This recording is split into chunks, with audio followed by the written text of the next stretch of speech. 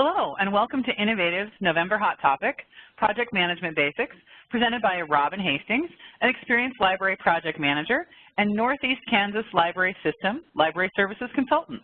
Like all of our monthly sessions, project management will focus on the key points of this in-demand skill, helping you face your fears, grounding you in the basic principles of the discipline, as taught by this experienced feet-on-the-street expert who both practices the skill herself and teaches it to others, and moving next week into session 2 to help you outline a program of a project management success in your library. So without further ado, let's put some faces behind the voices that you're hearing on the screen. So here's our smiling faces. I'm on the left-hand side of your screen, Nanette Knott, III Senior Consultant and your moderator for today's session. Our presenter, Robin Hastings, is in the center. She's your feet-on-the-street expert. And my colleague, Ann Talley, fellow III Consultant and your chat moderator for today, is on the left. I'm sorry, the right. Before we jump into debunking some common project management myths, let's start with a few logistics. First, a comment about our presentation style today. It's meant to be a conversation between you, the audience, and we, the 3 presenters. In addition to learning the basics, we're hopeful that as with our first 2 hot topic sessions, August's Usability Basics with University of Arizona's accomplished user experience librarian Rebecca Blankston, and October's Digital Literacy Basics with SJSU's digital literacy instructor Baron Becker, we hope that you'll take this opportunity to pose questions, to relate your stories of success or failure with project management at your library, and to interact with not just the panel, but Rebecca specifically. We'll have several formal question periods throughout our 2 hours together today, and I'll try to get these questions out to you a few slides before the question slide comes up to give you a chance to think and to chat your thoughts to Ann. Additionally, please chat your thoughts and questions as they occur to you throughout Robin's presentation today. Ann will be monitoring the chat and Q&A panels and will introduce your questions into the session at the next break. I do want to take just a moment to emphasize that today's conversation is part 1 of a 2-part conversation on project management. And if you're not already signed up for part 2 next Tuesday, November 14th, I hope you'll take a minute to do so. And as always, you will receive an email from me by the end of the week with links to today's recorded session, links to the 2 other sessions I mentioned from August and October, and a link to register, just in case you haven't yet, for next week's part 2. So before we get there, let's take a moment to make sure the chat is working. Chat us a note about where you're logging in from today, and any pressing project management questions you want to make sure that Rebecca covers in her presentation. And we'll pause for a moment. Ann, I'll let you jump in and let everyone hear your voice, and let us know where folks are logging in from today. Okay, hi everyone, this is Ann Talley. I am the chat moderator for today, and as our census comes in, it looks like we have people joining us, Nanette and Robin, from all around in several different time zones. We have Hartford, Connecticut checking in, as we had Saginaw, Michigan, and San Marcos, Texas. So we're going, oh, and there was someone from Denver as well. So it looks like everyone has found the chat. Please remember to chat to both the presenters and the host so that we can all see it, and then we'll work them in. So we're good. We're good on this end. Hi, lots of folks in Texas. And I see I've got Tacoma, Washington, Thousand Oaks, California. So we have the West Coast really well represented as well. So I just want to make one last point before I turn the session over to Robin today. And it's just a bit of context to set the stage, because I think folks probably have the question of why Innovative is investing in this series of hot topics. And it's because we're in this together as system, service, library, platform, vendors, and customers alike, across the knowledge lifecycle, both inside and outside the library. And we're at a time of great change. It's risky and it's scary, and there's a lot of new stuff. And for those of us who've covered some of these things before, or project management, which many of us may have experienced, we need refreshers at this moment in time. And finally, we all need a helping hand. Not to mention a free tasting to see if we like Innovative's new Beyond the ILS trainings and if they'll work for us. And that's what this is meant to be. These hot topics are a format that we're using in our other new trainings like boot camps, the Beyond the ILS trainings that show you more than just the software. They show you the things that come before, after, and in between the software, the library things that underlie it all. Our series of Beyond the ILS trainings, these hot topics being the complimentary portion, are for practicing professionals because we don't all have time to go back to library school, and because we can't expect our new hires that are just out of library school to bear the brunt of educating us all. And because conferences are quite frankly expensive and they take weeks out of our calendar. We love to attend them, but we don't always have the opportunity. These sessions then are meant to fit into our work days and to get us into action quickly. They're designed to help us address our fears about doing something new in any of these areas, and they offer us, customers and ILF staff alike, like Ann and I, a helping hand from the people who have been there, who have done this, and who are sharing their lessons learned and expertise with all of us, new hires and old hands alike, in the treasured and time-honored way that we do here in library business sharing.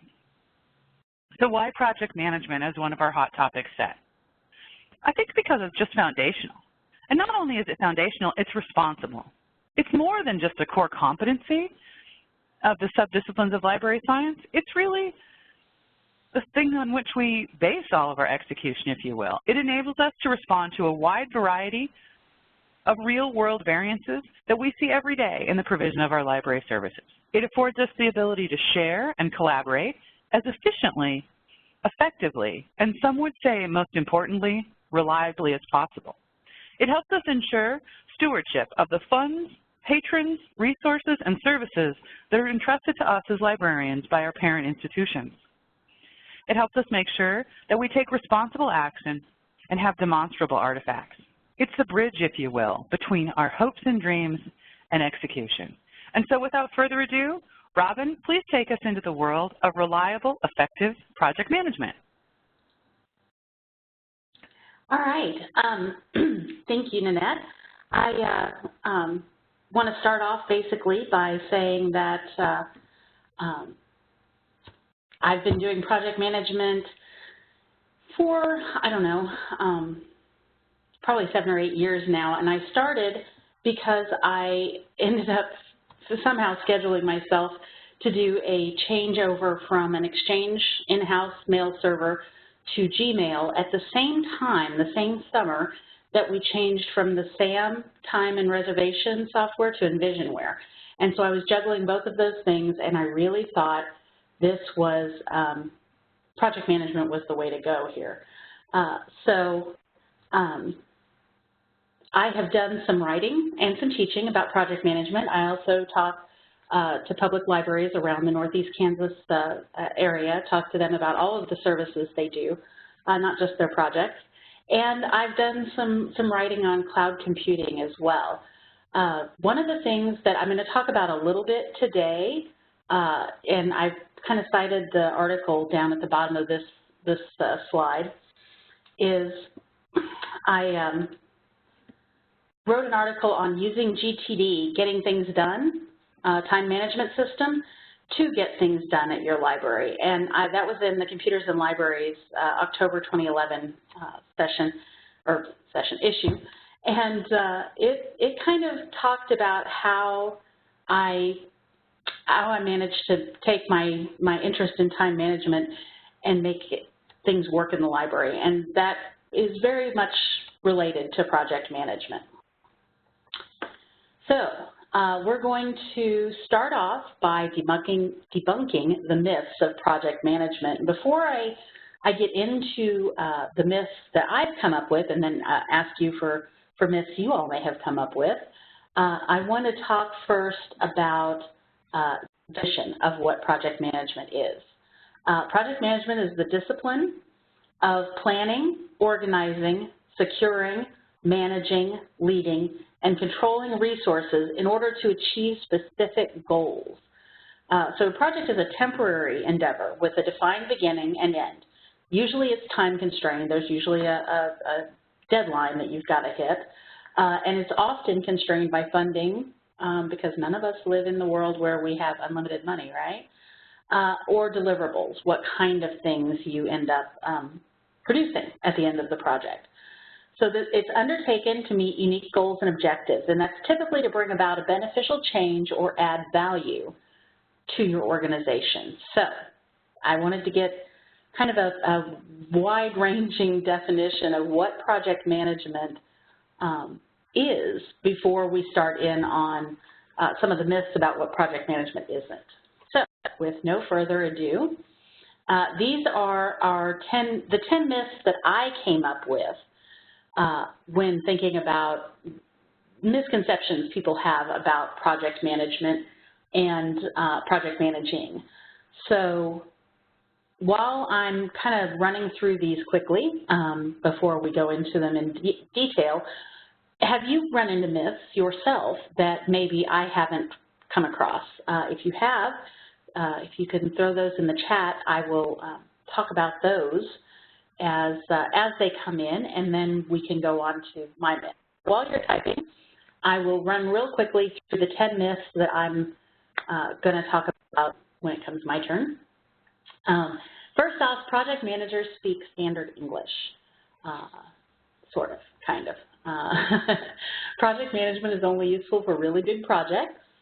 Project management certification is required to do project management. Project management is nothing but paperwork. Patrons know what they want and they can communicate that. I think we all know that is iffy. Failure is bad. Planning is unproductive and a waste of time. Estimating is an exact science. That's a popular myth. Contingencies aren't necessary in either schedules or budgets for projects. And finally, using project management methods guarantees successful projects. So those are the 10 project myths that I have come up with while working in project management. Anne, has anyone posted any other myths that they have run into? Well, yeah, actually they haven't. Amy, I actually quite like this. Amy writes that one of the myths that she's heard about project management is how hard can it be? I think that one definitely is one that we all have heard. And I think some others are entering. Yeah, and failure is bad. That gets repeated, and there are variations on that theme. Yeah, so we've all heard that. But we all also know that failure can lead to success, and often does. So, and I'm sure you're going to talk about that later on. But yeah, but so far Amy gets the prize for the biggest myth coming through in chat. How hard can it be? How hard can it be, really? Yeah, it's not rocket science, but it does require some structured thinking. And we're going to start off with the structured thinking by talking about the vocabulary of project management. The first word that I'm going to introduce to you is not a word at all. It is PMBOK. It is the project manager's project management body of knowledge, sorry. And it is the Bible for project managers. If you're going to take the project management certification test, which I'll talk about later as well, this is kind of a required study guide. So I just wanted to point out that this PMBOK, you'll see that in project management a lot. That's what this is. There's another book, however, kind of tucked behind, called Agile Practice, and that is, it's taking the Agile software development model of maybe working in 2-week sprints, and then you only plan out for 2 weeks, and then you stop and you plan out the next 2 weeks, and it's very iterative, and there is a style of project management that that uses that Agile sprinting methodology as opposed to the more traditional methodology that is included in the PMBOK. So there is that. So the next few slides are going to be vocabulary words. This one is scope. This is a very important concept. It is the extent of the project. And while it's not often as pretty as the border that I have up here, it does put borders around your project. There are related concepts, scope management, scope creep, you'll see a lot. Scope creep is when your project starts to expand beyond the borders that you have set at the beginning. At that point, when the scope is creeping, you all of a sudden have more work than you have budgeted and scheduled and planned for, and that can take a project down pretty quickly. What you do to avoid scope creep is you have a scope change management process, and we'll talk about that in detail in week 2, but you'll have a scope management process that helps you make decisions about what can successfully be added to the project to increase its scope and what can't. And so scope is a real important concept that project managers talk about quite a bit. The next vocabulary word is technically 3 words, I guess. It's the work breakdown structure. And what this is kind of a supercharged to-do list. Each of these little boxes here that you see on the screen, it should be at least an 8-hour block of work. So it's not a single task kind of list, although you can certainly take this and make a single task kind of list. But it is a way to break out the work needed to do a project in a systematic way so that you know everything that needs to be done so that you can adequately schedule people and resources.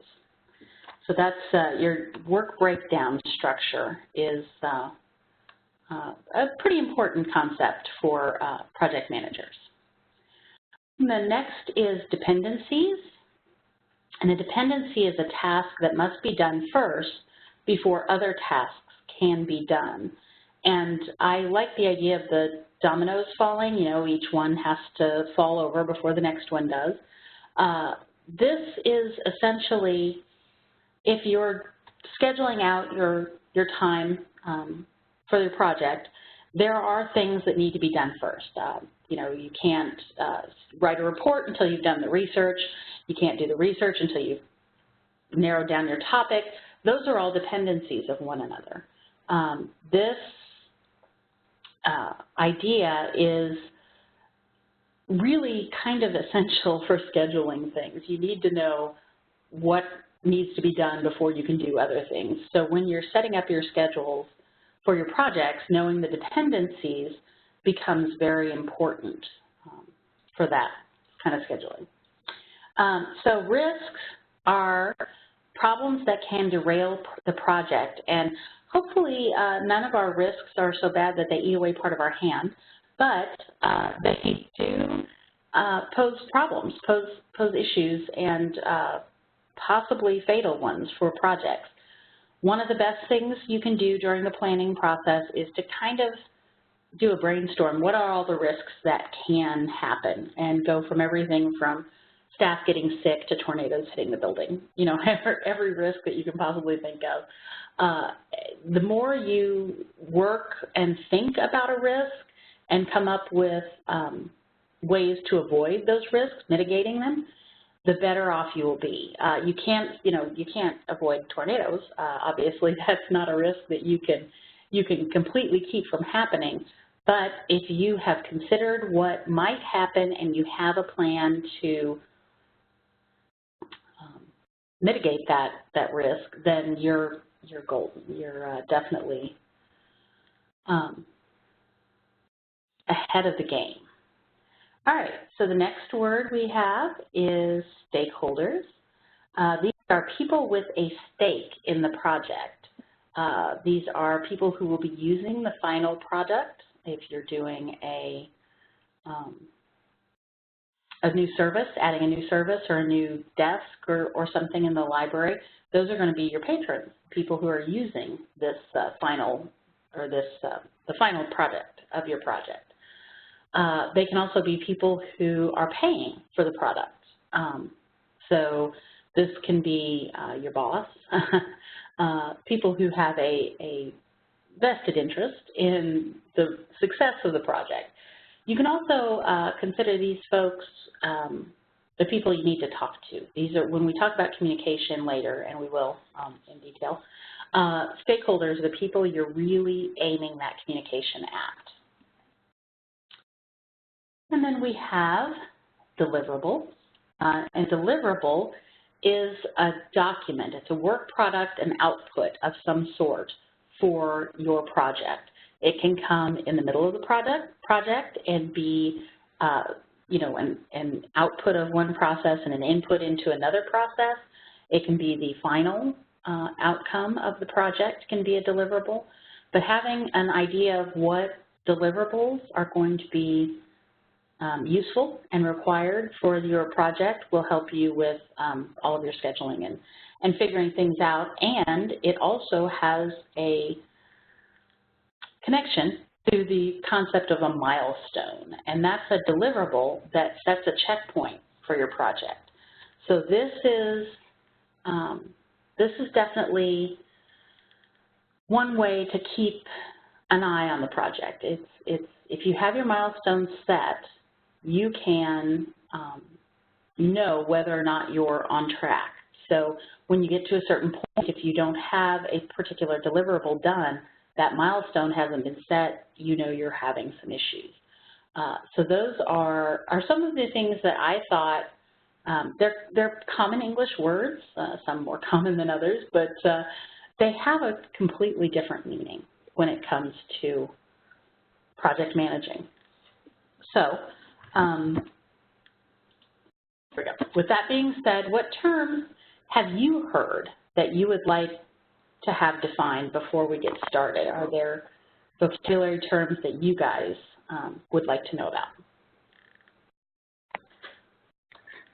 Hi, Robin. I'll check in here. This is Ann. Just while everyone's getting their word list together and putting it in the chat, we did have some things that came in earlier that we didn't have time to discuss. But one of the things when we asked the participants about some of the things that they wanted out of this workshop, one of the things that came up was, how do you do this? This came in from Lee. So I think the introductory slides and the terms that you've given so far, I think we've gotten Lee off to a good start with things like that. And then Katie had also written in chat that organization was the main concern for her in terms of getting ready to do the project management at her particular library. And then, of course, we had things like general guidance to come in. So we had those come in, and already we've started to address some of these issues just in the very definition on the first slide that you gave of what project management really is. So I think everyone's going to be in for a real treat, and they are not lighting up the chat, so they must still be thinking of their words. And so while they are thinking, I'll go in because another myth came in. And one of the things that came in was, well, actually, I think it was a two-part. They went through, scrolled over a little quickly. But one of the myths that came in during that part of the discussion was that it's okay to go over a set budget that you might have for a project, and it's okay to go over your contingencies. And I think, again, as I said, I think as we go through today's presentation and definitely next week's, we're going to debunk all of those. So, yeah, it's hard to call a project successful if you've gone over your budget, because the whole idea of project management is hitting those targets, schedule, budget, all that. So that's absolutely right. It is definitely a myth that going over your budget's no big deal. Different organizations will have different levels of acceptance for maybe not hitting those targets exactly. But in project management in general, if you want to be able to call your project successful, you have to have it done on time and in budget. Yep. Sounds good. And again, I think everyone was okay. Everybody's lexicon is up to date in terms of the words, so I think we're good on this end. Well, then we'll continue on with the next myth, which is project management is only useful for really big projects.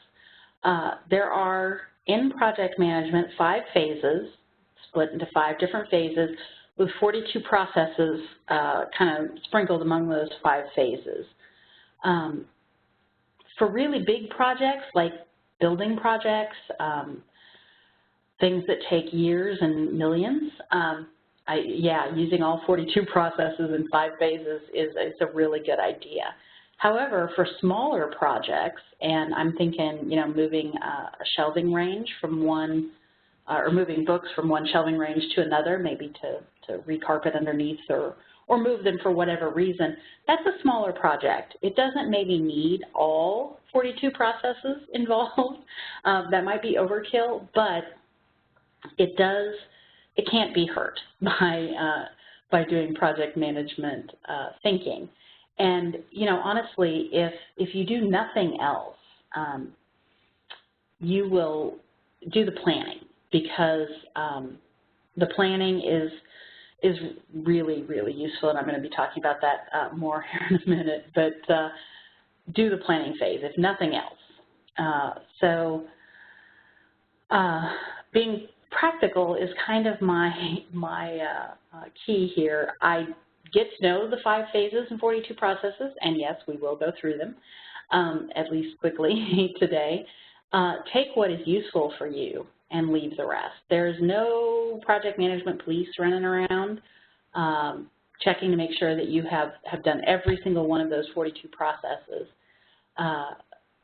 Once you understand how everything works together, then dropping things that just aren't useful for you is totally acceptable and commonly done. And then adjust that for every project that you do. Some projects you will need more of those processes, other projects you will not. So the project management definition for the Project Management Institute and the certification is that a project starts at 50 hours of work.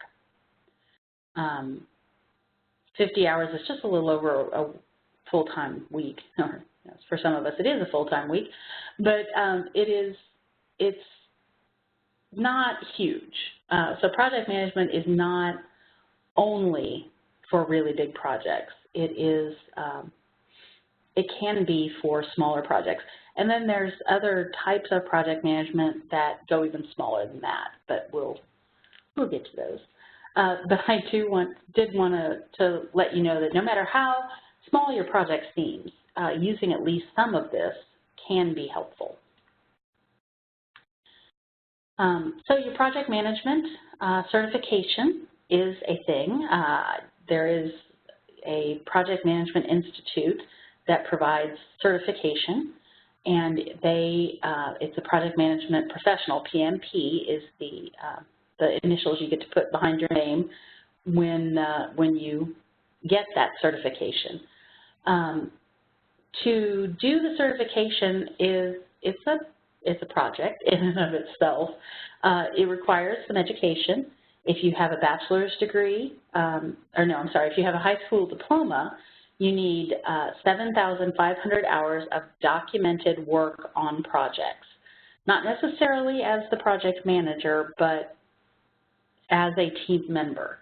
And that has to be documented hours. If you have a bachelor's degree, you can get away with 4,500 hours of project management work. And that's, again, documented hours. Both high school and bachelor's require 35 hours of project management classwork or workshop hours, and you're getting 4 today, or well, if you sign up for next week's class, you'll get 4. Between the two of them, you'll get 2 today. So, you're getting there, but you need 35 total. And then the test, if you're a member of the Project Management Institute, is $405 to take the test. If you're not, it's $555. It consists of 200 multiple choice questions, takes 4 hours to complete, and is not a gimme test. There are a lot of people who take the test and don't pass the first time. And you can do project management like boot camp or workshops that guarantee that if you don't pass it the first time, they'll pay for the second test. But those you're gonna be dropping about $1,200 for those. So, you know, 6 of one, half dozen of another there. Once you get your project management certification and you are a project management professional, then you have to do 60 hours of professional development every 3 years, so 20 hours a year, roughly, to keep your certification as a project management professional. All that being said, if you decide to go that route, it does provide good money. If you've ever looked at jobs and saw a ad for a project manager, you might have noticed that the salary is pretty high. It's good money, and it gives you a shortcut to confirm that you understand the process of managing projects.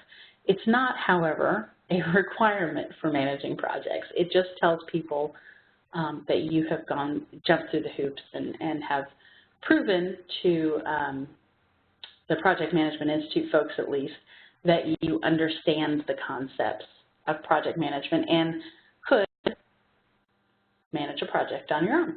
So the next myth is project management is nothing but paperwork, and this is actually kind of true in part of the project management process. The command and control phase, I talked about the 5 phases earlier. The command and control phase is kind of the middle phase, 4th technically, but it is where you make sure that the project is running smoothly, that you're staying on budget, you're staying on schedule, that the quality of the product that you are putting out is acceptable. So this phase does require a lot of paperwork, but the rest of the phases, not necessarily. You don't necessarily have to have so much paperwork.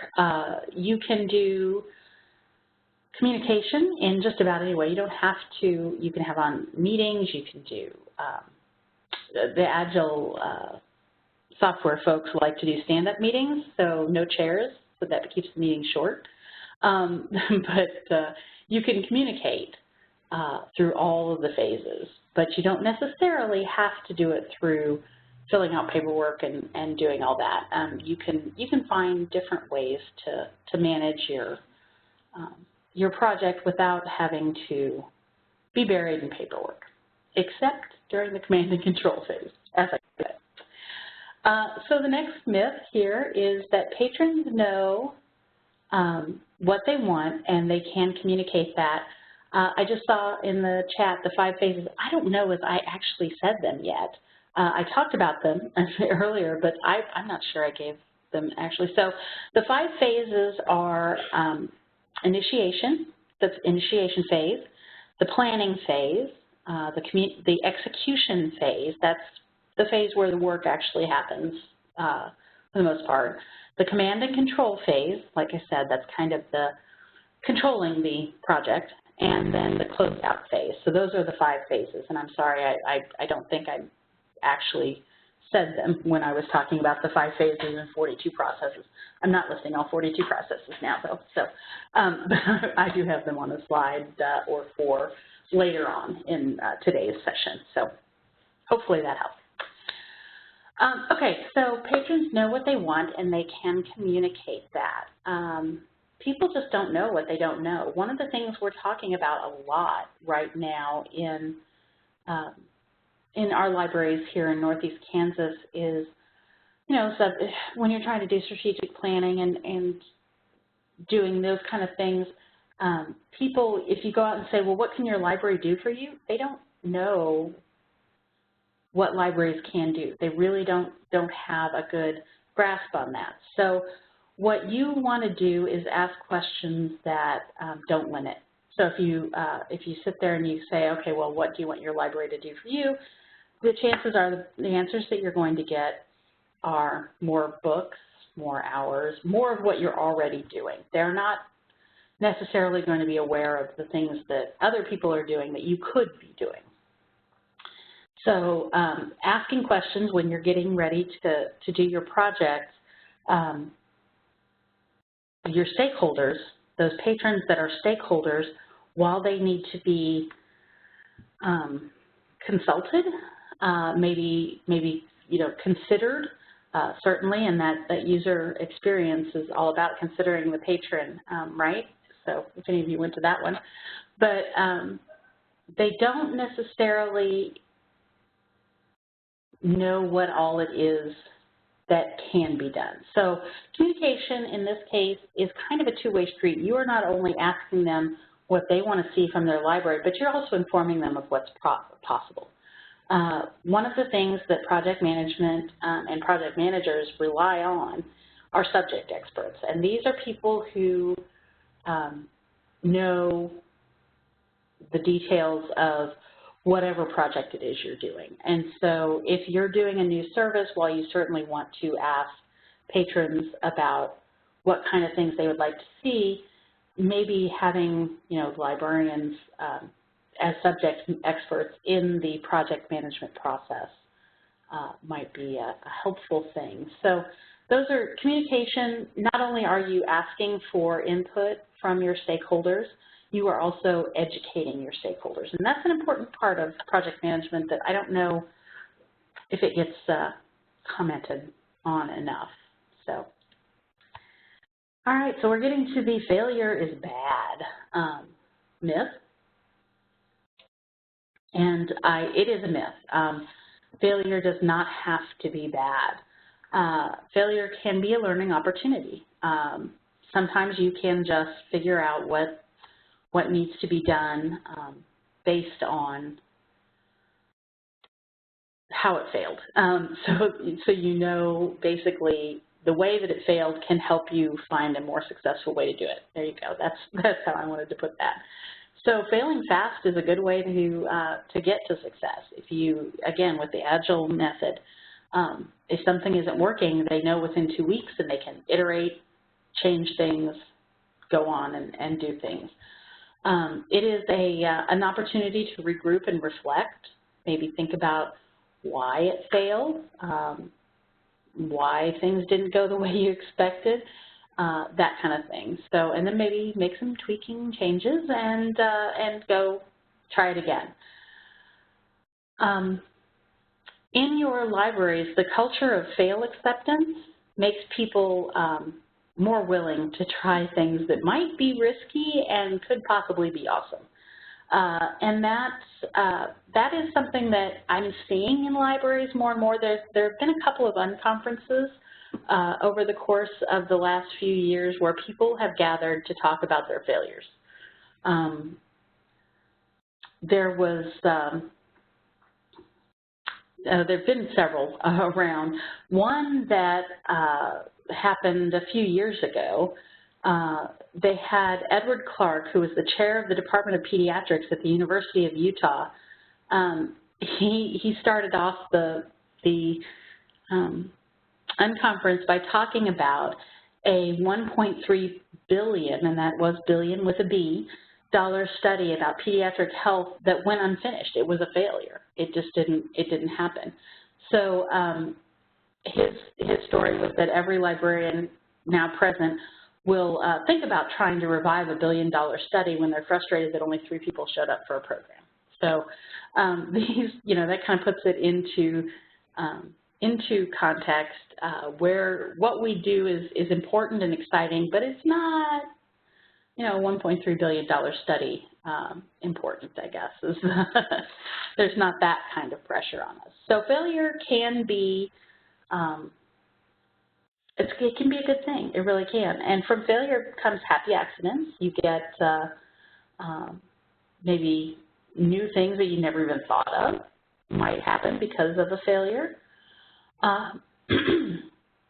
So talking about failure here, I do want to make a point that mistakes are not equal to failures.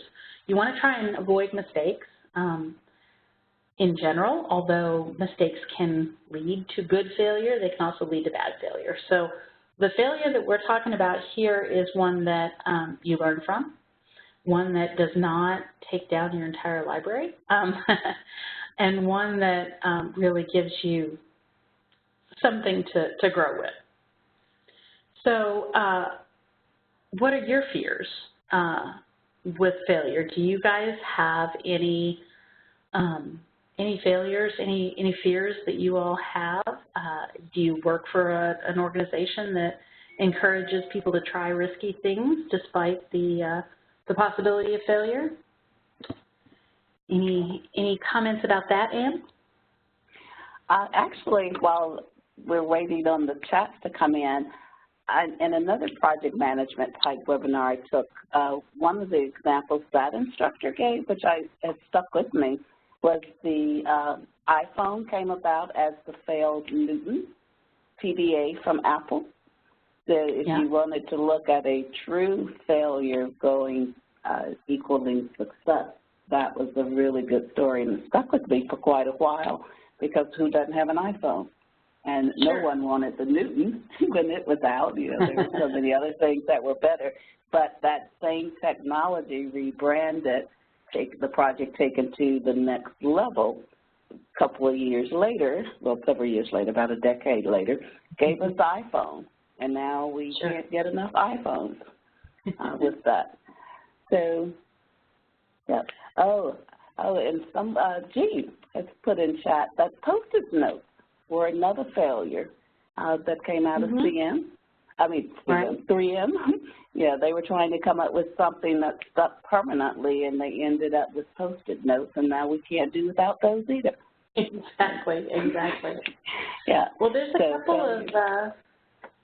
couple of people have mentioned losing money, wasting taxpayer money, and that's a big fear.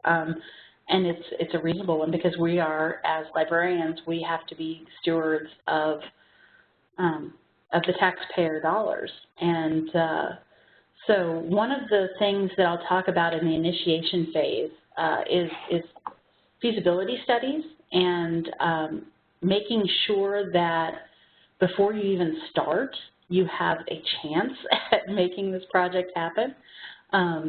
So that's one way to help kind of avoid wasting money on projects that just you don't have the people or the time or the money or whatever constraint to do. That's one way to do it. And then what to do about people changing their minds mid-project? How to avoid that? Yeah, that's actually a really good yikes. Depending on who you mean by people changing their minds, that's where stakeholders come in really handy. If you've got your boss on board and 100% supportive and behind you, and they've signed off on everything, if someone else changes their mind, you have a ally in your corner. Your boss or the stakeholder that is supporting it can step in and really kind of help there. If it's the stakeholder that is the one changing their mind mid-project, in that case, you should have had a sign-off. You should have their signature approving the project. That's part of the process. And, you know, you can try to hold them to that. Depending on the politics, that may or may not work, but you should have, your stakeholders are important in keeping people on track and motivated and doing what they're supposed to be doing. Yes, and Robin, this wasn't exactly a failure, but earlier in the presentation you had mentioned the Agile method for project management, and so there was just questions on if you were going to go into detail about that, because innovative customers have heard that term, because innovative programming has been using that model for a while. So that might have sparked that interest, but I just throw that out there. This may not be a topic for this time. We may continue it next week. Yeah, and I am not as familiar with Agile, so I'm not really qualified to talk about it in great detail. Everything I have done has been the traditional project management.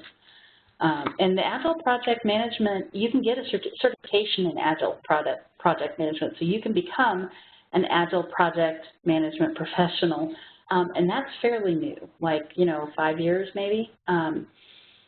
So it's not something that I'm going to talk about a whole lot today or next week, simply because I'm not an expert in that in any way, shape, or form. I've never tried it.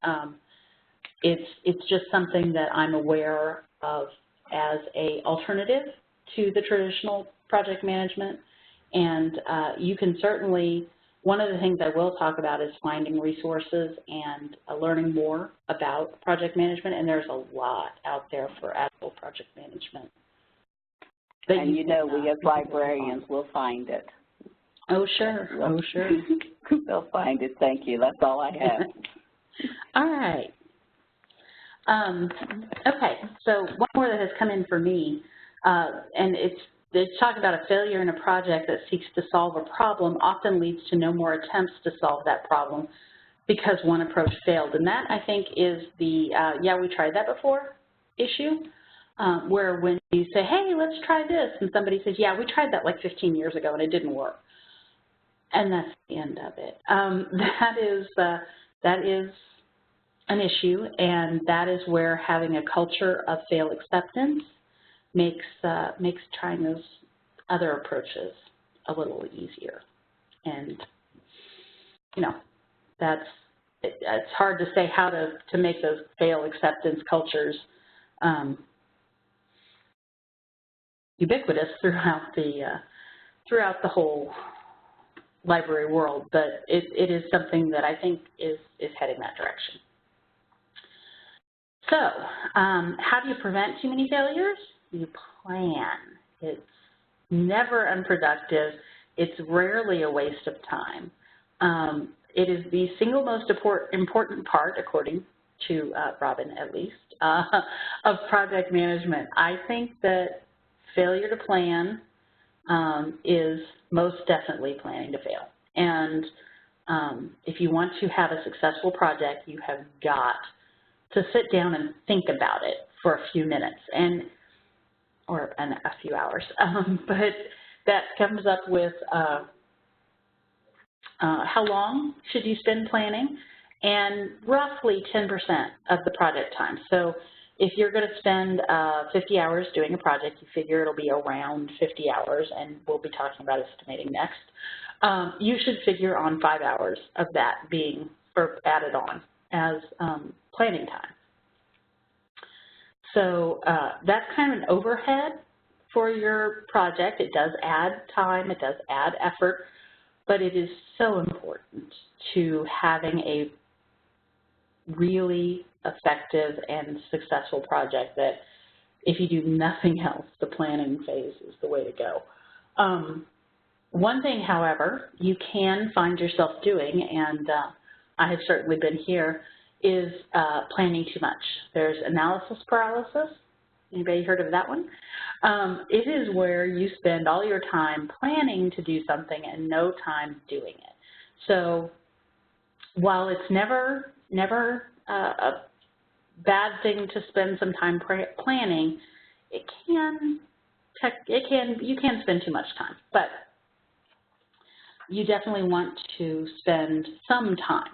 And this rule of thumb here, the 10% of project time, is a good way to spend some time planning without spending all your time planning and no time doing. So you've got estimation is something that you all will have to do as project managers. You have to estimate how long your project is going to take, and not only that, but how long each part of your project, each work unit is going to take. You're going to have to figure out how much money is going to be required to finish your project, and you're going to have to figure out how many people, how much staff, consultants, vendors, whatever your people resources might be.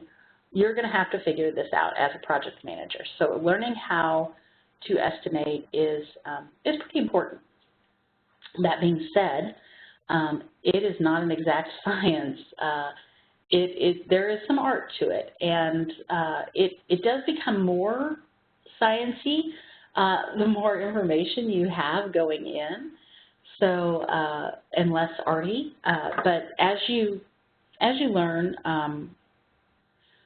and experience actual projects, you will get you'll get better at estimating. It just, people are not naturally great estimators in general, and that's why one of my the guys who taught one of the project management classes I took, his tip for estimating time was to take a guess how long it's going to take to do something, double it, and then add a little bit more for good measure, because we almost invariably, if you're not an experienced estimator, you will underestimate how long it takes to do things. That's just human nature. So that's his tip on that. And you'll do less guessing as you do more estimating. Like I said, the more you do, the better you get at it. For estimating money, research, knowing how much things cost, doing a few minutes of vendor questioning, that kind of thing before you get started is one way to make sure you have an idea of how much money is going to take. And what you might also want to look at is what the trend is. One thing that surprised me this year is we have Flipster, and some of the prices of the magazines went down. And I don't know if I've ever seen that happen before for library resources like that. So that was a real surprise, and it ended up that we were able to buy more magazines for the same amount of money, and it did actually kind of mess up my project a little bit because I wasn't expecting to have quite so many magazines as we do, but that was a good mess up, quite frankly. That was a failure. That was a good thing. So researching, finding out now, next year I'm going to be aware that prices could go up or down, and it'll be an interesting guesstimating how I'm going to do that next month. So that, knowing your research, knowing your pricing and the trend for pricing, and you know, if it's gone up 5% every year for the last 10 years, you can probably guess it's going to go up 5% next year, and that it will help you estimate your money to a pretty precise degree. Staff time is a little harder. That's more of a estimating, partially the estimating time thing, but knowing how much money each of your staff represents. If you have to, not all projects do, but some projects have to account for staff time as part of the budgeting. And so if you have to do that, then knowing, you know, you can't just take into account their salaries. They have benefits. They have different things that come into how much each staff costs, and so that has to be considered as well. And then the people, the human resources, knowing your team, knowing who you have in your pool of available workers. That is not only the people that you work with at the library, that can be your vendors. That's why knowing your sales and vendor reps is kind of helpful when you're doing this kind of thing. And knowing what skills you have available, knowing what you'll need to maybe beef up for a particular project. These are all things that estimating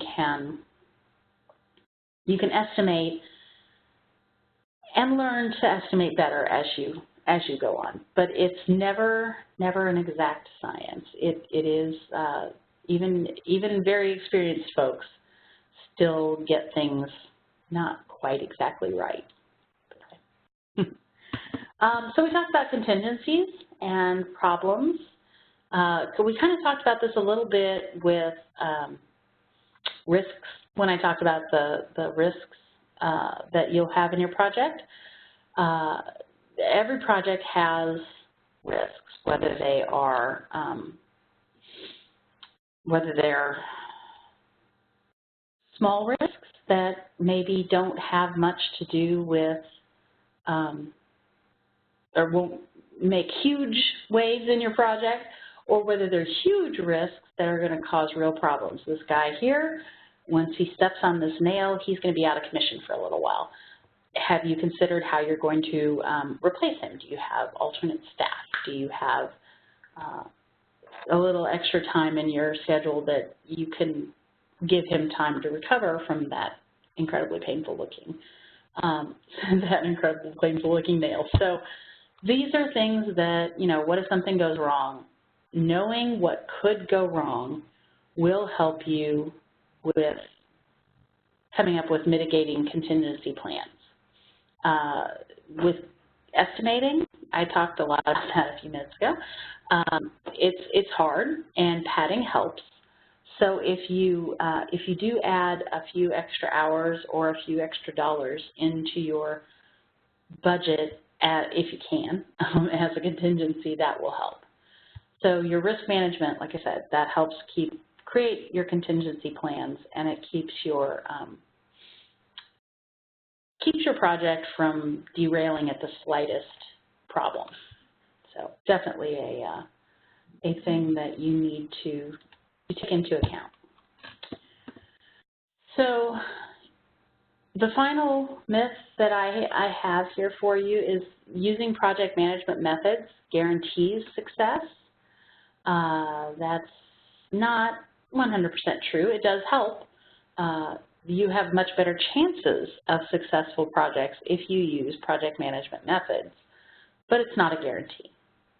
Project management is a set of best practices that have been codified and put together and are taught in a way to help projects happen. And the project management is just that. It's a set of best practices.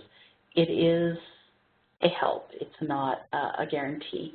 I mentioned earlier that the feasibility studies during the pre-planning, the initiation phase, can help you avoid failures.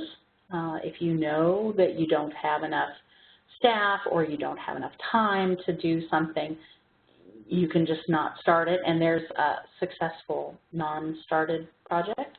So that means that a successful project can mean a project you don't do in that case. So do you all have examples of projects that shouldn't have happened, things that you did or started that maybe shouldn't have been a thing? Do we have any questions or comments, Ann, while people are typing?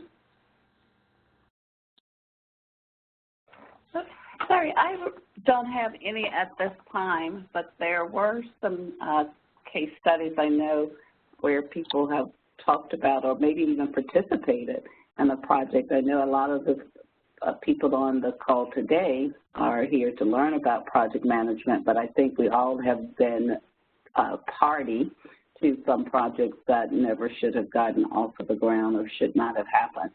So I think everyone is simply composing or trying to come up with the best way to say that they were participants. And maybe I don't want anyone to feel that they have to take ownership for a project that shouldn't have happened and would be willing to share their story with us, because so far no one is saying anything about that. Well, you know, we don't. Oh, sure. Yeah. This is Nanette.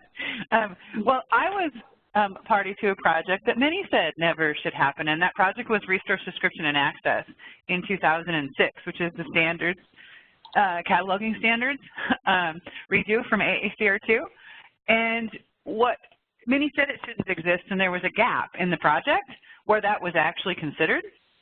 And the project was restarted. It didn't change names, but what happened was that assessment was made and there was a pause and a new project was started. And it makes for contentious times, right? This is true, yes. But it did lead us to fail faster. I mean, I will say that was a strange, you know, industry event, but it did, what happened behind the scenes was folks talked about, you know, the principles you put out there and said, okay, we have to make a pause before we spend more money. right before we do all those things you told us we shouldn't, Robin. So do you have any recommendations? I mean, I leave that with, I mean, it's fine. It's a success. The new project is a success. We all catalog under RDA now. But from your experience, do you have any suggestions, or will you be addressing how to do communication around, we have a project that shouldn't have started. We know that. Now what? Maybe you get into that in part 2. Yeah, maybe I will do that in part 2. I'll make note. I didn't really, I mean, those feasibility studies and the initiation and the planning, if all that goes well, we shouldn't have so many of those problems. But I will make a note that I want to talk about how to rescue projects. Well, and I think what happened in that one, you make a good point, is sometimes we inherit a project.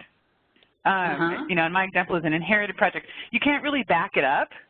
So you're not dealing with scope creep, but those you come in as a project manager not seeing those pieces aren't done, right? Sure.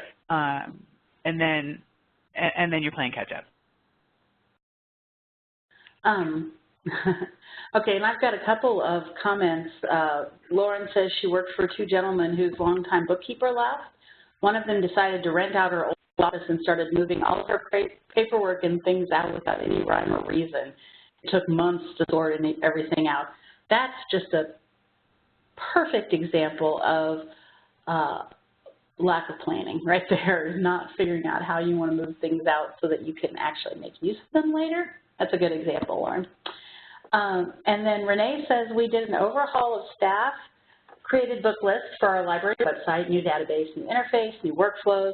It estimated to take about 6 months, but actually took 2 years due to scope creep, lack of follow-through by stakeholders, lack of agreement on priority of project, technical problems, etc.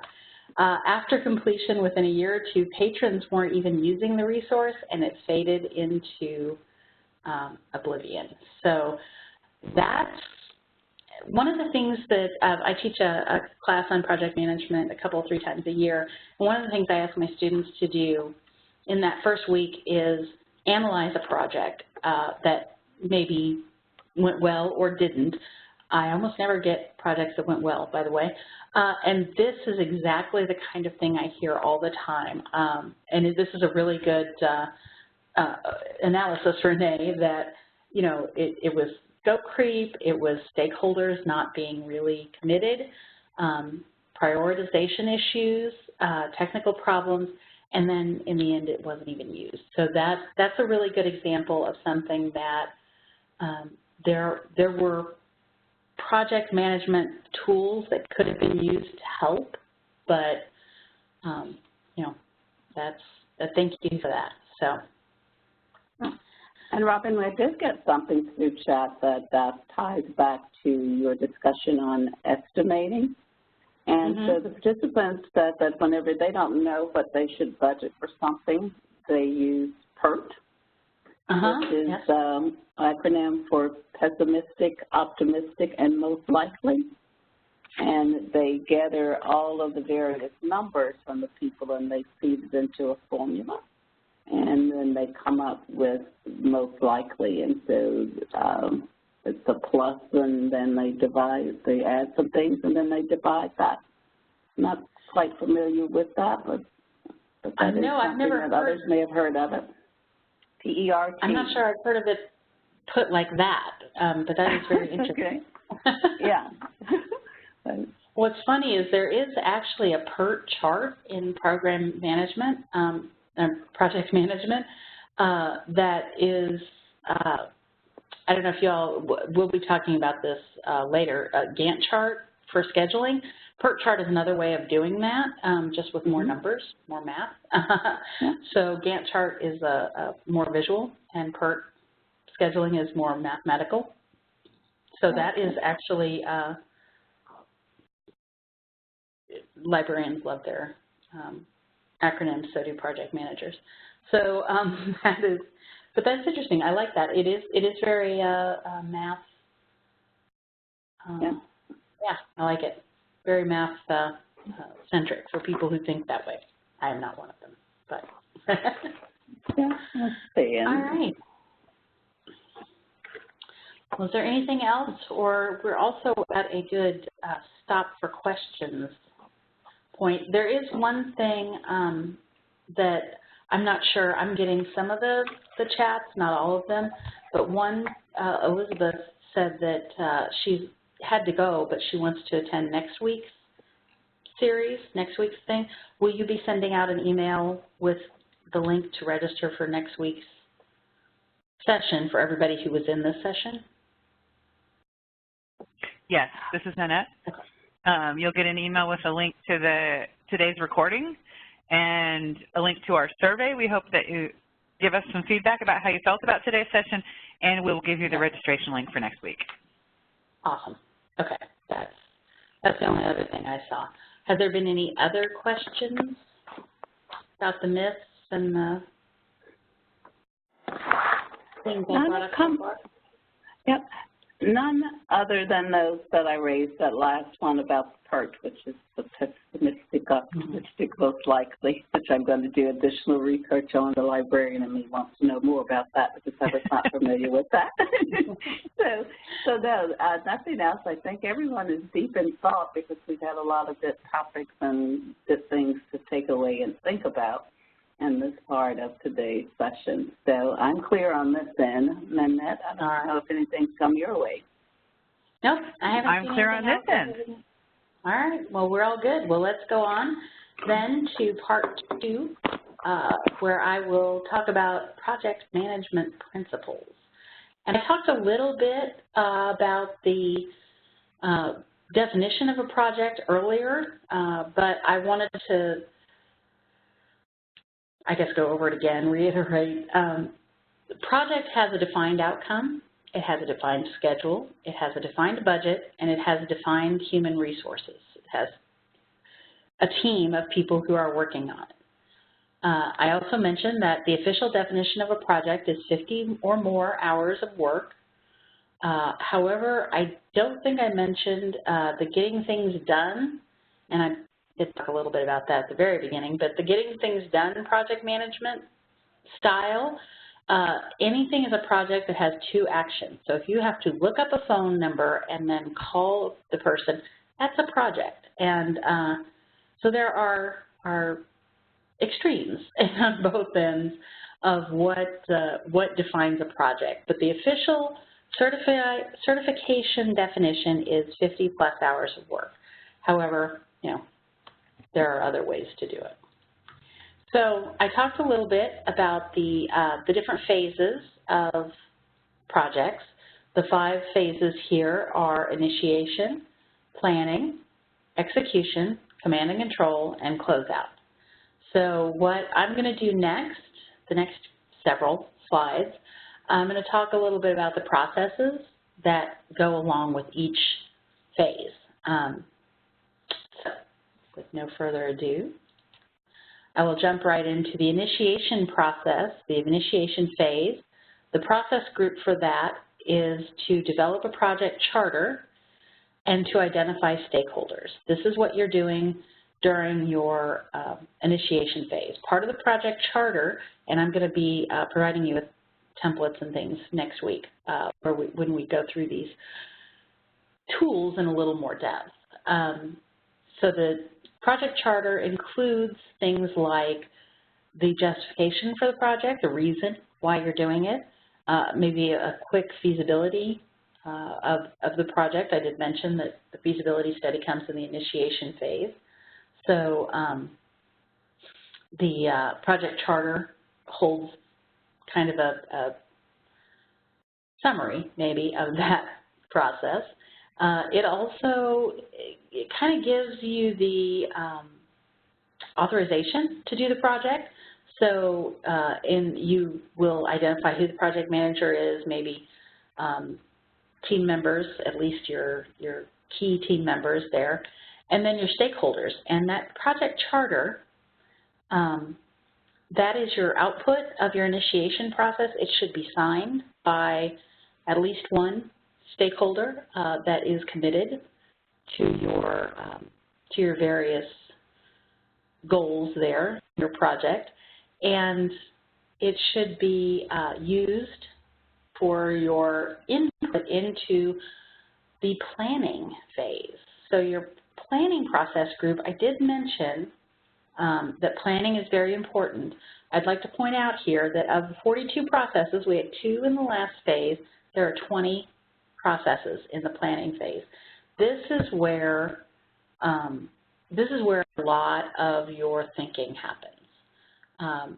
Because the execute phase is mostly work, and that's going to be coming up here in a bit, but the execute phase is mostly work. You probably do more work in the execute phase, but you do more project managing in the planning phase. So what you're going to do is you're going to take that project charter that was your output of your initiation phase, and it's going to be the input for your planning phase. That will eventually, you'll go through and you'll do starting your project management plan. When you come out of this planning phase, you should have a firm plan, and I'll talk a little bit more about that here in a bit. But you're going to collect your requirements, so you're defining your scope, you're setting that border around your project so that you know what is and is not in scope for your project. You're creating that work breakdown structure. You're kind of, at least in a high level, breaking down the work so that you can delegate it effectively, so you can make sure that things are getting done that should be getting done. At the very, very beginning, someone mentioned that they would like to talk about delegation and follow-up in project management. And this planning process, planning phase, is where you're going to figure out who's doing what and make them responsible for it, so that you can come to them afterwards and say, yeah, this isn't getting done. You're responsible for it. What are you going to do to fix this? So there's your follow-up too. So that hopefully that answers, at least gives you some tools for delegating and following up of tasks in projects here. So we talked about the work break structure. The activities are the things, the to-do lists. And this is a little more granular than your work breakdown structure units. So you're going to come up with kind of what needs to be done and in the order it needs to be done. You're going to try and figure out how much time, money, staff each activity is going to take. And once you have that kind of worked out, then you can develop a schedule. And I talked a few minutes ago about the Gantt chart. That's one way of scheduling projects. We'll go into more detail about that next week. But the schedule could be done in a couple of different ways. I'm kind of partial to the Gantt chart way, but there are other ways as well. You're going to estimate your cost of your process and kind of come up with a preliminary, at least, budget. And then plan quality. I do want to point this out as being something that a lot of people don't really consider.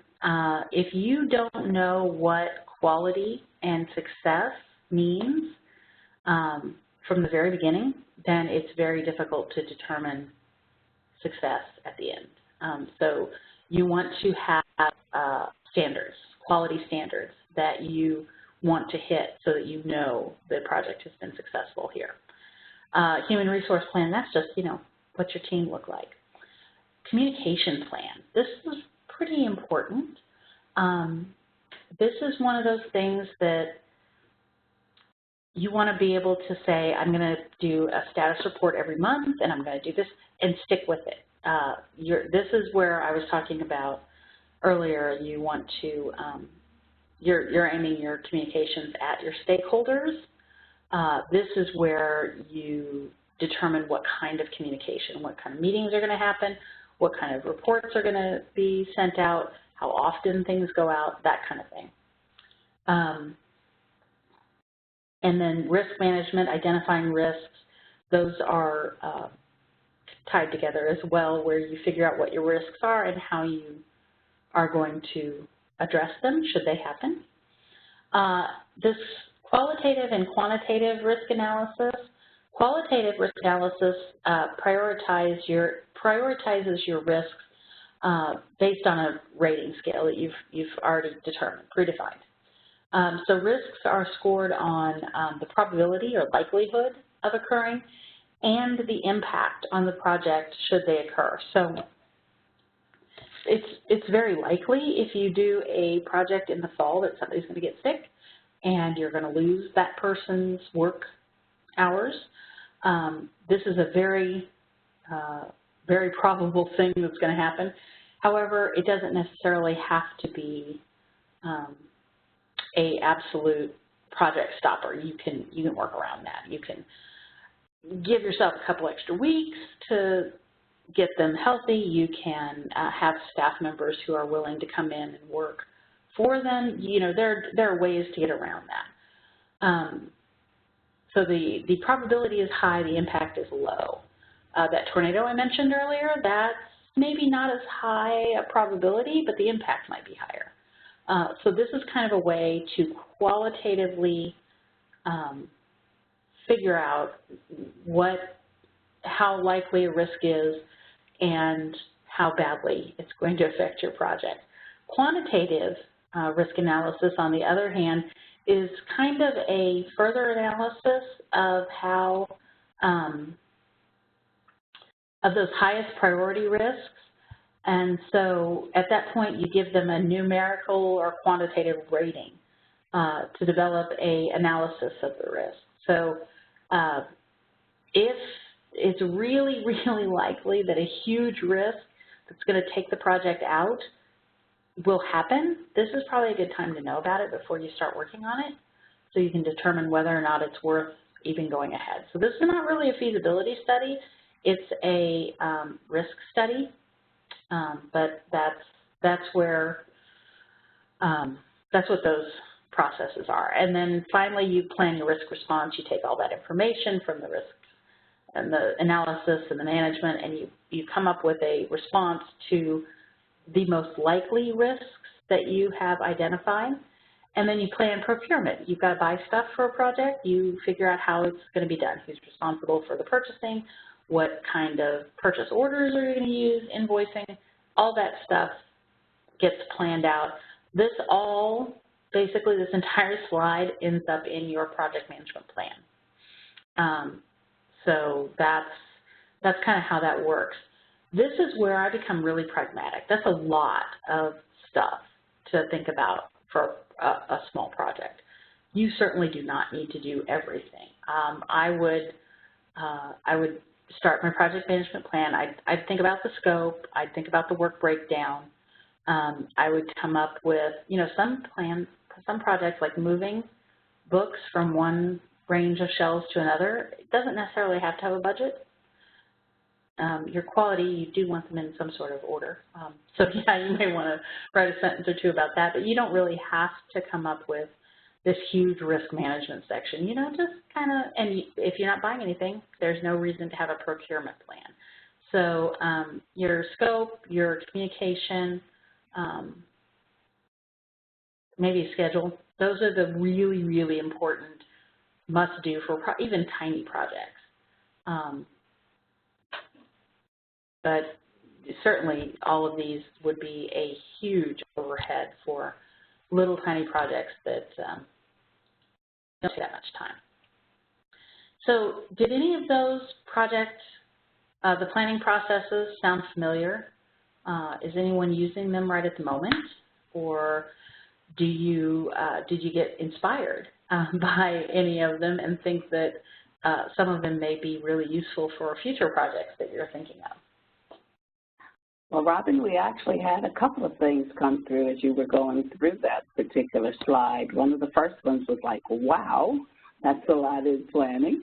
And then Trevor noted that, yep, they are used. He has used those, but it sort of depends on the project how many he used. And I think that was a point you also made during that discussion, that not every bullet point on that slide might apply, but every bullet point on that slide needed to be considered.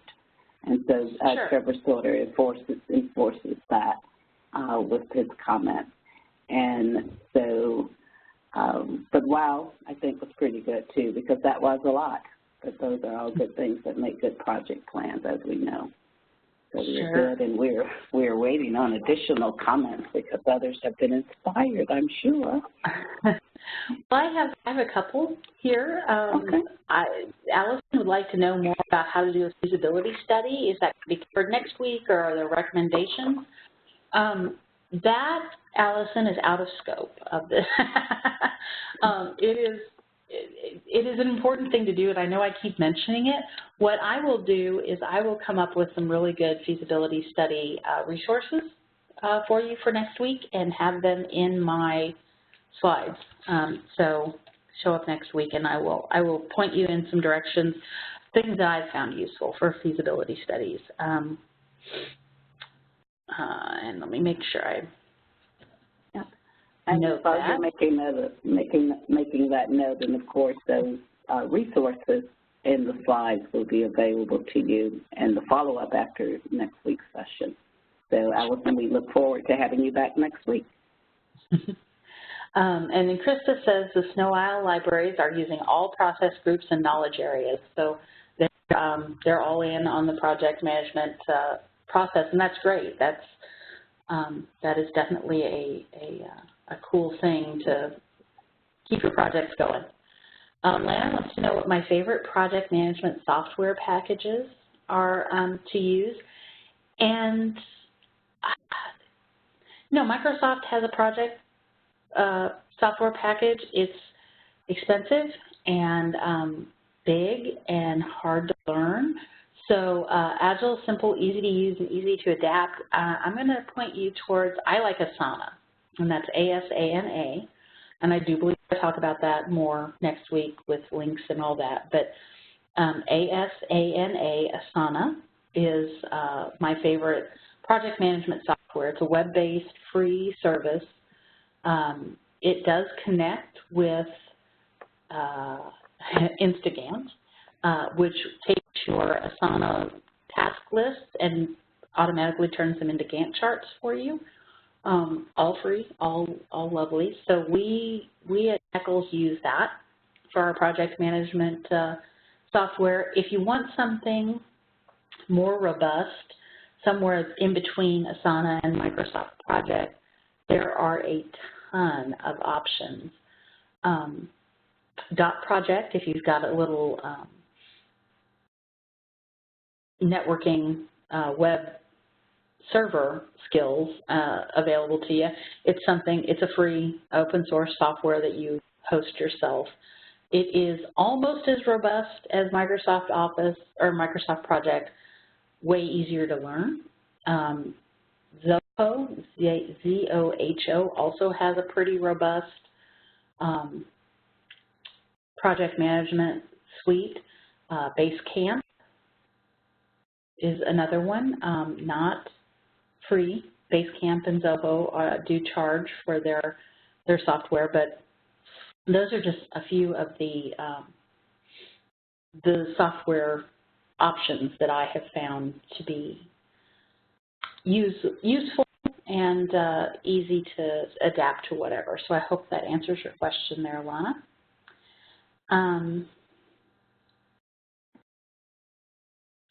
Okay, so Krista said that they choose activities kind of modularly depending on the project. She's also the one who said they use all processes and knowledge groups and phases, but they choose things modularly, which is absolutely great. And then she also wanted to know about when people are asking about feasibility studies, are they meaning to inform the business case for initiating the project?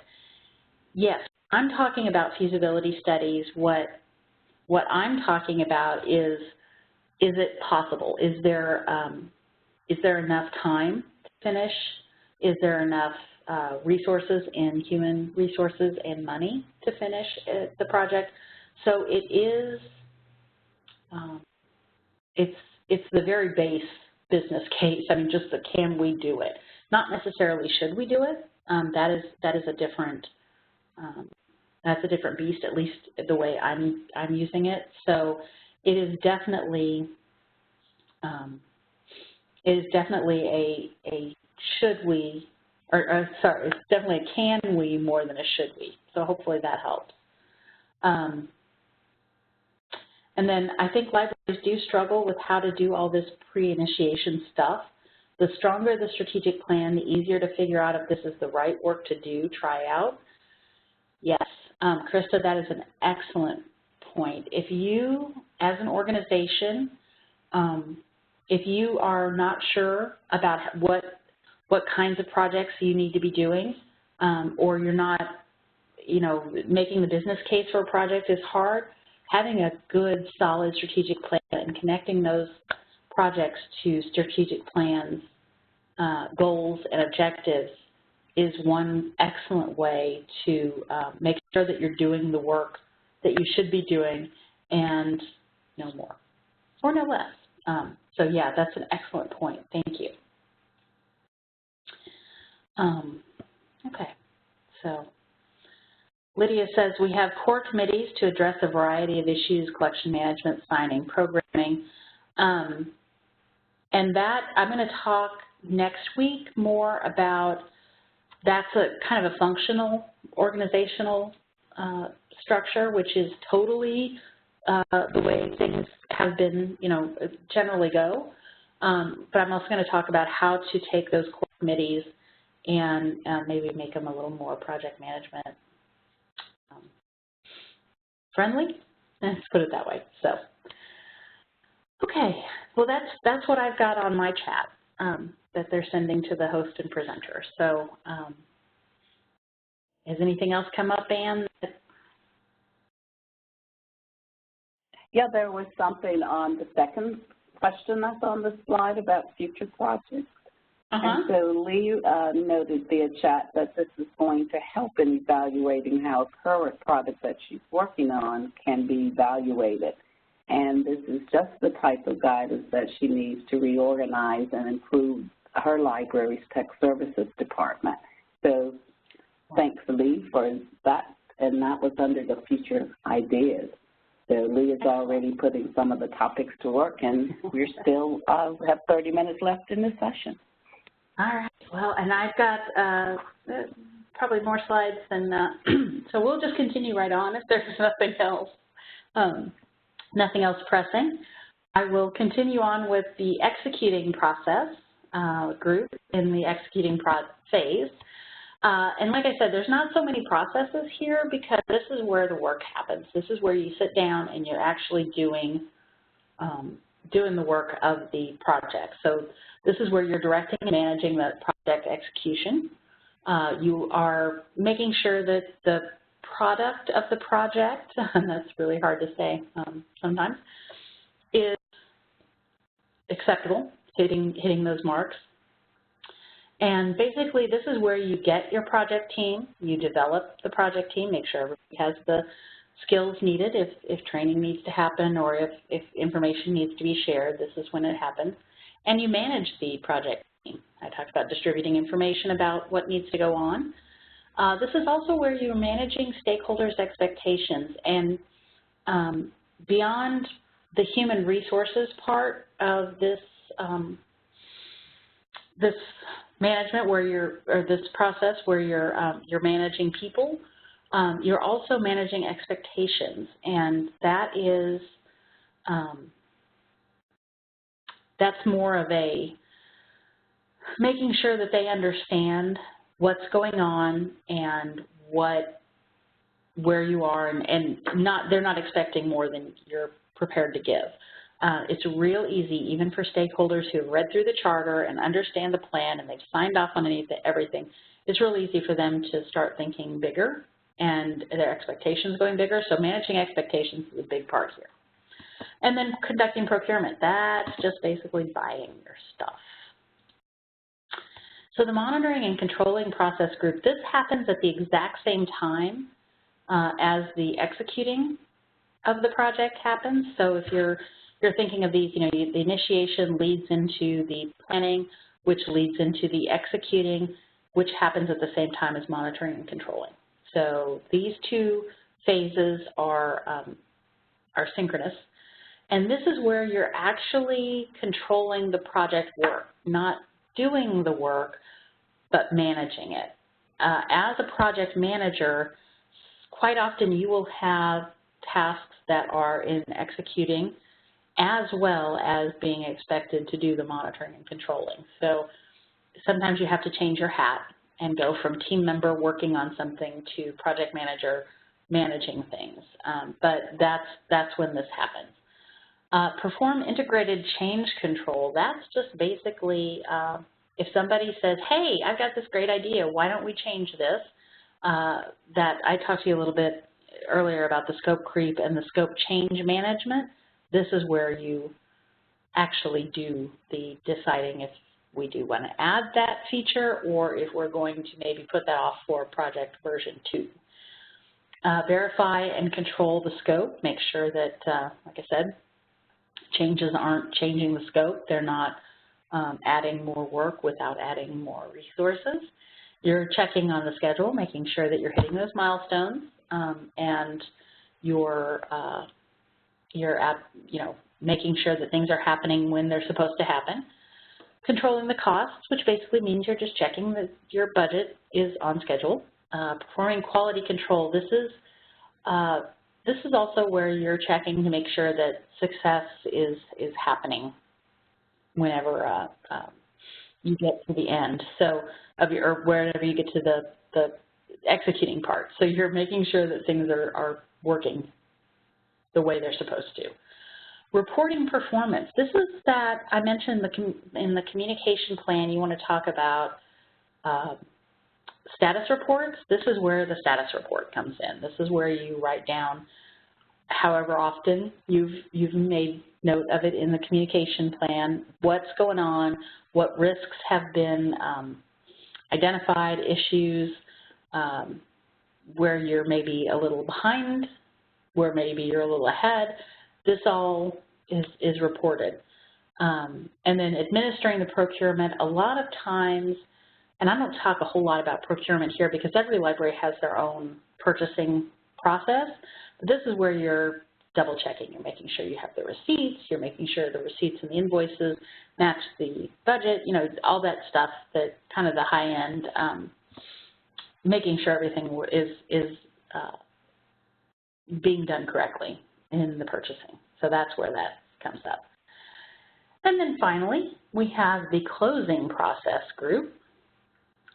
This is where the closing phase.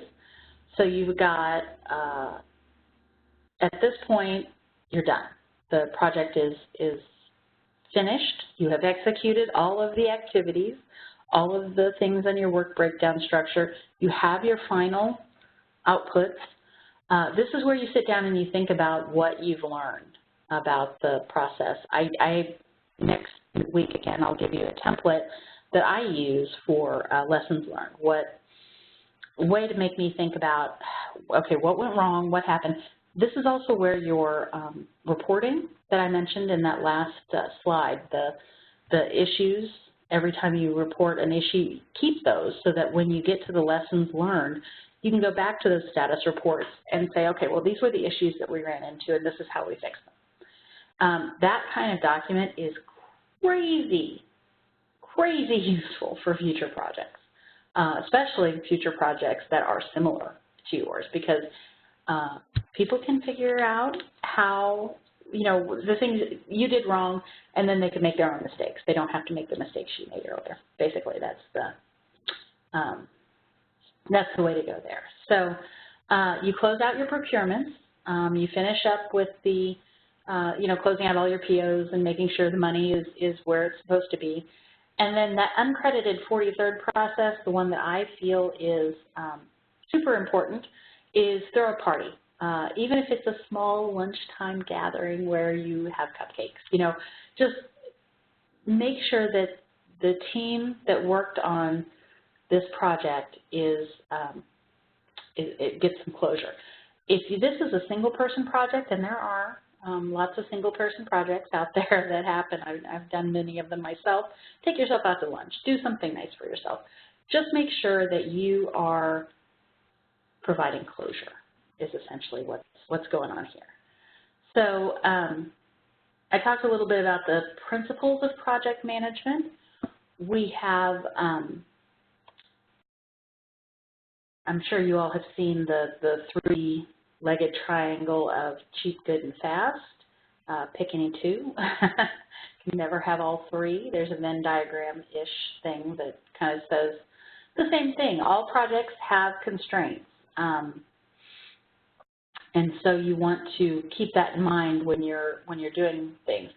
Project management methods can reduce costs. If you do the planning up advance, you're not going to have to do as much scrambling, perhaps, at the end where you're no longer, you need something really fast and you need it done well, and you no longer have access to cheap. So that's one way that we can, kind of keep the cost down. All the projects are going to have a goal, which says, what has to be done, which leads to a plan for the project, which leads to work breakdown structure, which then leads to human beings being assigned work, and that is the project structure. So that's kind of a real quick how-to there on how the project is structured. You go from a goal to a plan to work to making it happen. That's project management principles. These are project manager principles. One of the things that is hugely important is that project planning is done in groups as big as needs to be, but not too big. Brainstorming is a huge thing here where the more brains you can throw at something, the better. But then again, you need to have a manageable number of people in the room. So, and that's going to vary depending on the size of the library and the skills of the facilitator. So you want to include your project team as much as possible in the project planning. Once you get them working, then you are managing them. You're their manager, whether you're their official hierarchical org chart manager or not.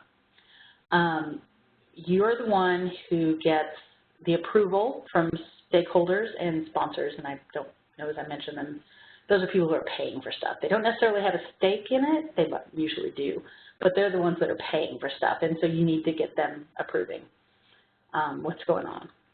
And you're the one who communicates, yelling, communicate, communicate. You write the status reports, you manage the risks, and let people know about them. You never want people to be surprised. So communicating that this risk that we thought of actually did happen and this is how we're fixing it is so much better than surprising people. So communication. And you're the one who has to come up with those interpersonal skills, managing people, and managing people not only down but sideways and up, and then meeting skills. And I'm going to talk real briefly about meeting management principles. This is kind of a why. You want to be sure and do this. Next week, I'm going to go into a little more detail about how. But one thing I did want to mention was this book, The Secrets to Masterful Meetings, is useful. It's short. It's like 6 chapters. It's not very long. But it is very useful for helping you have meetings that are useful, and that we all want meetings that are useful. So some of the tips that they give out here are the having an agenda. Every agenda item needs an action plan at the end of the discussion. Do take some time to get some training on facilitation and meetings. It is something that you can develop skills for. Respect your team's time. Keep the meetings short and keep them useful. So again, next week I'll talk a little bit more about how to do this, kind of what you're supposed to do. Same thing with management principles. There are whole workshops on how to manage people. I cannot, again, as I said earlier, people management is out of scope of this particular workshop, but project management is a lot of people management.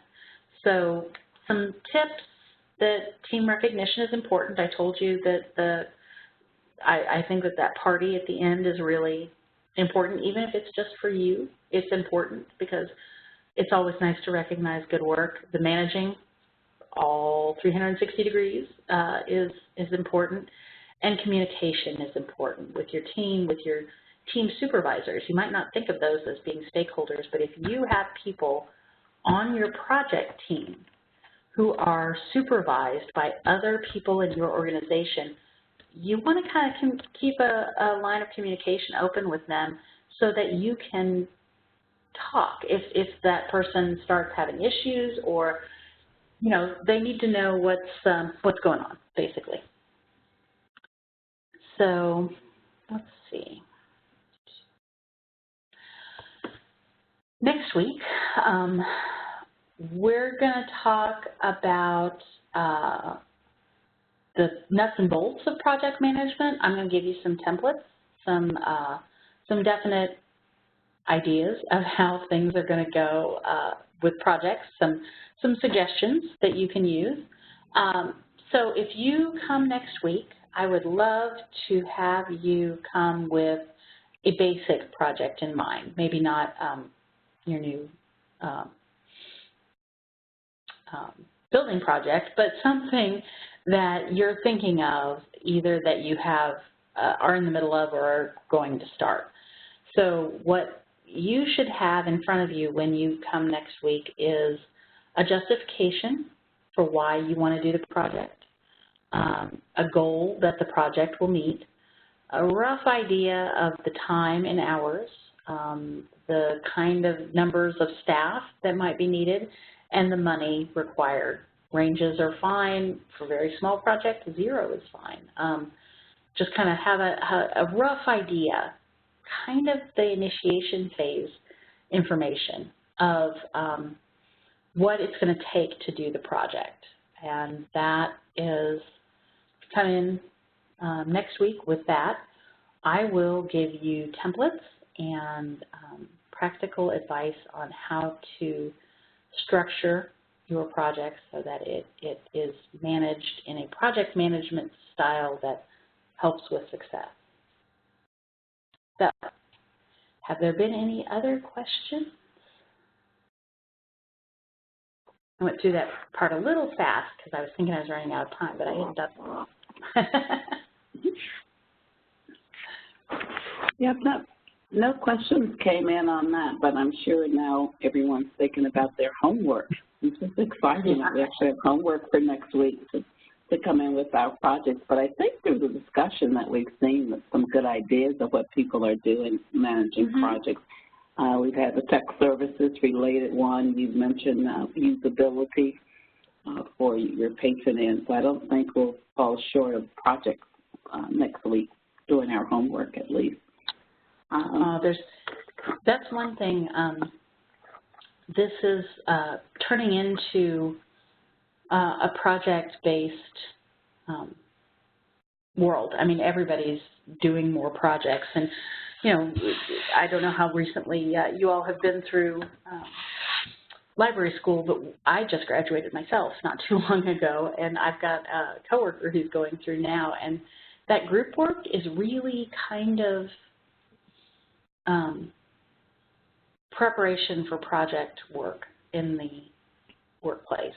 Many of us end up doing teams for projects that are not organizational, hierarchical. And like I said, next week I'll talk a little bit about making your organization more of a project management focused organization. But whether you do or not, we are all doing projects more. And I think that was definitely shown by the comments here. So. Most definitely, and you spoke earlier about the PMP certification. I think as librarians, we've been managing projects without any certification, but it's nice to know that we can take our skills even further with that, should we desire. I know I'm personally looking next week, Robin, to you're talking about effective meetings because that's another thing I think we as librarians tend to do. Look like sometimes we meet to plan our next meeting. So I think it's going to be a good discussion to have about how to manage meetings and schedule meetings, particularly within the scope of the project that we're going to all be doing. Yeah, I always feel, you know, I talk about, well, I'm going to teach you how to do project management. And the first thing we're going to talk about is meetings. How do you do meetings? Mm-hmm. And because it is really important. It's a big part of project management, and it's not something that we are taught in school, how to run a meeting, how to facilitate, how to make people comfortable speaking, how to make sure that their meetings are useful and without, you know, stepping on people's toes, or it's just, it's a difficult concept, or it's a difficult topic, and not one that we often get. So that is something I do try to talk about a little bit on these project management workshops, is because we do so many meetings as librarians. It behooves us to learn how to do them well. Yes, I'm looking forward to that discussion as well. And I think that's really all I have on this end. Our homework assignments, I think we've all gotten, and the coming attractions that we're looking forward to next week. So, Nanette, anything on your end? Or anything else in chat that hadn't come through? I don't have anything in chat, but I do want to take a few minutes here at the end of the session to show folks our other resources and how they can dig deeper into some of these questions. So please join us again. You can see we've divided our hot topics into individual competencies. So next month we dive into leadership basics, which I think builds on the meeting pieces and leading good meetings, as well as the teamwork that Robin has been mentioning. Leadership isn't just something you're born with, right? It's something that we learn to do. So we'll be joining Kim Cadell for that. And then this winter, we jump into the institutional competencies with engagement, metadata management basics, and usability basics, some of those being pieces of a project, some of those being actual projects themselves. And you can sign up for any of these on our website, which I'll show you a little bit more about in a minute. Also want to show you a bit about our boot camps, if you want to move to the next slide, Robin. So we do have boot camps. We got some questions for deeper information in these in this session, as we have in our previous session. These boot camps are designed to take you that next step further in key areas of the hot topics with one of our senior consultants, as well as outside experts in the area. So longer, more in-depth versions, 4 to 6 weeks about any of these topics with a leader like Robin and a senior consultant like Ann and I, and a small group of people from other libraries addressing similar problems and learning the basics and starting to plan their roadmaps. So I'll show you now how to register for those if you want to go to the next slide. And we have a new registration page, so you can see all of our hot topics, all of our workshops, all of our boot camps, any piece of our comprehensive training here at Innovative, and all of the presenters, and they're under, as shown here, under workshops, and it takes you to the full workshop calendar.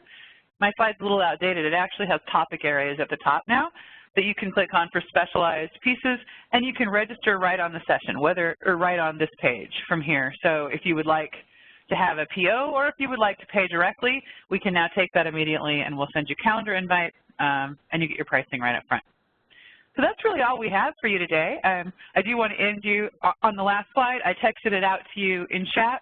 We want to know what you think. We're just thrilled with the discussion that happened here today, and we'd like to keep it going both in next week's session, but also on an ongoing basis.